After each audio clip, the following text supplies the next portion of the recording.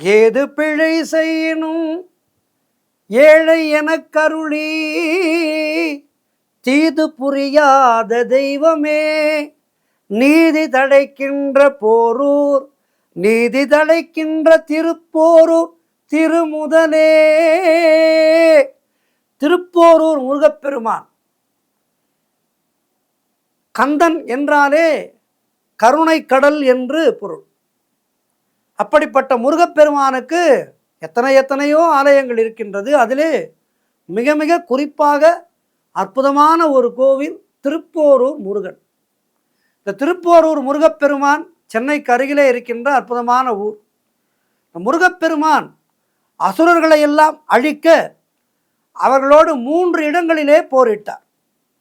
திருச்செந்தூரிலே கடலிலே போரிட்டு இந்த மாயை, அதாவது உலகம் நிலையானது என்ற எண்ணத்தை அடக்கினார்.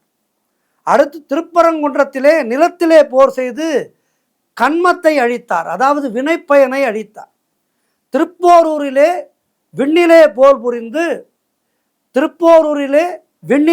புரிந்து ஆணவத்தை அடக்கி ஞானம் தந்தார். இதனால் திருப்போரூரிலே கந்தசுவாமி என்ற பெயரிலே முருகப்பெருமான் எழுந்தருளி இருக்கின்றார். பொதுகை செல்லும் வழியிலே அகத்தியர் இங்குள்ள முருகனை தரிசித்து தாரகனுடன் போர் புரிந்ததால் இத்தலத்துக்கு போரூர், தாருகாபுரி, சமராபுரி என்றெல்லாம் பெயர்கள் ஏற்பட்டது. பின்னாளிலே திருப்போரூர் என்பது நிலைத்துவிட்டது.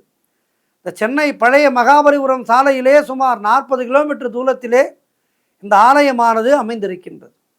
திருப்போரூர் அருள்மிகு கந்தசாமி திருக்கோவிலானது கேட்டவர்க்கு கேட்டவரும் கொடுக்கின்ற அற்புதமான கோவில். இத்தலத்திலே முருகன் வீட்டிலிருந்து தன்னை நாடி வருகின்ற பக்தர்களுக்கெல்லாம் அருளை வாரி வாரி வழங்கி வருகின்றார். திருப்போரூருக்கு வேண்டுதல் செய்து சென்ற பக்தர்கள் யாரும் வேண்டுதல் நிறைவேறாமல் போனதே இல்லை. இந்த கோவிலானது ஓம் எனும் பிரணவ மந்திர மலை மீது அமைந்திருப்பதாக சொல்கின்றார்கள். அதுதான் ஐதீகம். இதனால் கிழக்கு நோக்கியுள்ள இத்தலத்திலே முருகனை மனம் உருகி வழிபட்டால் முருகனுடைய 6 படை வீடுகளையும் தரிசனம் செய்த புண்ணியமானது நமக்கு கிடைக்கும். இத்தலத்திலே முருகப்பெருமான் வள்ளி தெய்வானையோடு காட்சி தருகின்றார். அதனால்தான் திருமணம் வரம் தருகின்ற அற்புதமான திருக்கோவிலாக இந்த திருக்கோவில் இருக்கின்றது. சுயம்பு உருவாக முருகன் தன்னை வெளிப்படுத்தியவர். அதனால் திருப்போரூருக்கு யுத்தபுரி என்ற ஒரு பெயரும் உண்டு.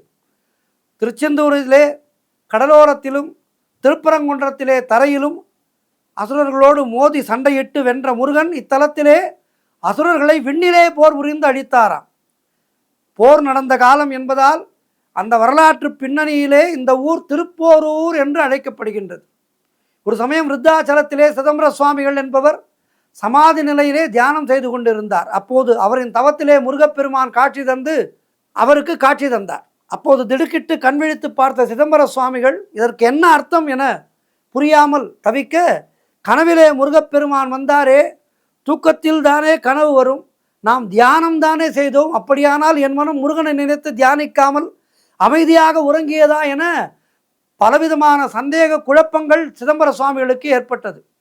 இதனால் மதுரைக்கு சென்று மீனாட்சி அம்மனை வேண்டி 45 நாட்கள் கடுந்தவம் இருந்தார் சிதம்பர சுவாமிகள். அத்தோடு கலிவெண்பா பாடினார். இதை கேட்டு மகிழ்ந்து அவர் தவத்தை ஏற்று அன்னை மீனாட்சி அவள் காட்சி தந்து, தேவையில்லாமல் மனக்குழப்பத்துக்கு ஆளாக வேண்டாம், உன்னுடைய தவத்தை ஏற்றுத்தான் உன்னுடைய கனவிலே காட்சி தந்தான், நீ திருப்போரூருக்கு செல், அங்குதான் அகத்திய முனிவர் முருகப்பெருமானிடம் ஞானோபதேசம் பெற்றார், அத்தோடு அலைமகள் அவ்விடத்திலே தவம் செய்து அவருக்கு இருந்த சாபத்தை நீக்கி திருமாலோடு இணைந்தார். இவ்வாறான சிறப்புகள் வாய்ந்த இடத்திலே முருகனும் அவனுடைய தேவிகளும் மண்ணுக்குள் மறைந்திருக்கின்றார்கள். அவர்களுக்கு அங்கு கோவில் கட்ட இதற்கு முன்பு 6 தடவை முயற்சிகள் நடந்து தோல்வியிலே முடிந்துவிட்டது. எனவே நீ அவர்களை பூமியிலே இருந்து எடுத்து அந்த இடத்திலே கோவில் கட்டு என்று மீனாட்சி அவள் பணித்தாள் சிதம்பர சுவாமிகளை. அன்னை அருளியதை போன்று சிதம்பர சுவாமிகள் உடனே திருப்போரூருக்கு கிளம்பி வந்தார். பல இடங்களிலே முருகப்பெருமானின் சிலைகளை தேடினார். பனைமர காடாக இருந்த அந்த ஊரிலே அன்னை கூறியது போல் ஒரு இடத்திலே முருகப்பெருமானும் அவரோடு வள்ளி தெய்வானையும் சிலையாக தோன்றினார்கள். அந்த இடத்திலே ஆலயத்தை கட்டும் பணியை தொடங்க நினைத்தார். ஆனால் தன்னிடம் அத்தனை பண வசதி இல்லை.